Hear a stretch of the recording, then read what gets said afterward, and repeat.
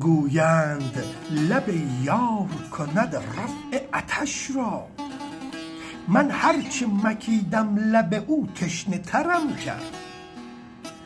من اینجا گفتم ای دوست تو گویی که ببوسم لب یارم، تا رفع عطش در ببرم از دل زارم.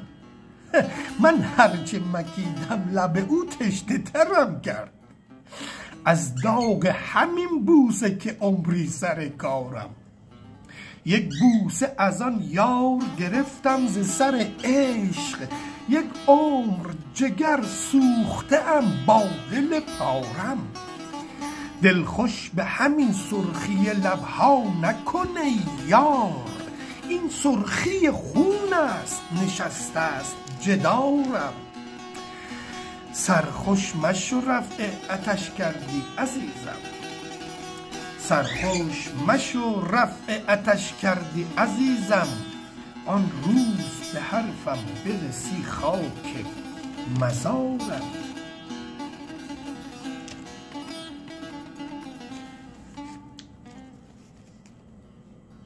اینجا آقای معینی گفتن طوفان گفتی که لب یار چه شیرین و لذیذ است، آهسته ببوسش که حرم پاک و تمیز است.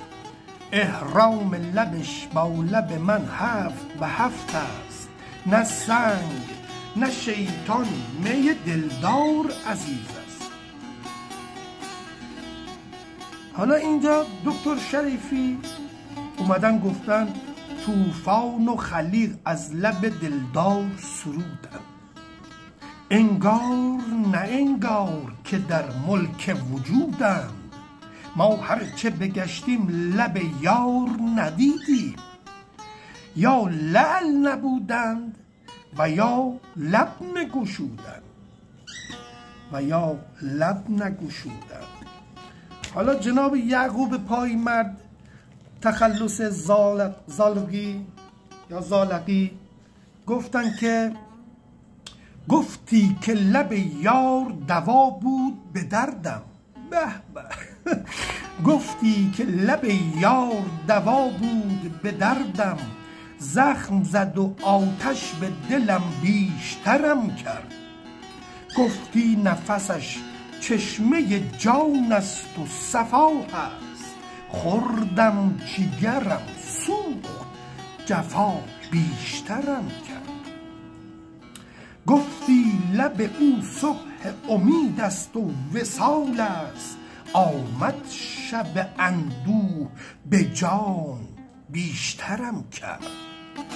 گفتی که نگاهش شف دلهای شکسته است، با خنده نگاهی به دلم کرد و سرم با خنده نگاهی به دلم کرد و سرم. گفتی نفسش بوی بهشت است و نوازش. طوفان گفتی نفسش بوی بهشت است و نوازش، آغوش گشودم جهنم در برم کرد. گفتی گل رخسار برون آمد از اون خاک، آمد قدمش خار شد و خون به سرم کرد. گفتی دل از او بر نکنی جان به فنا باد، گفتی دل از او بر نکنی جان به فنا باد. جان دادم و او خنده کنان بیخبرم کرد. جان دادم و او خنده کنان بیخبرم کرد.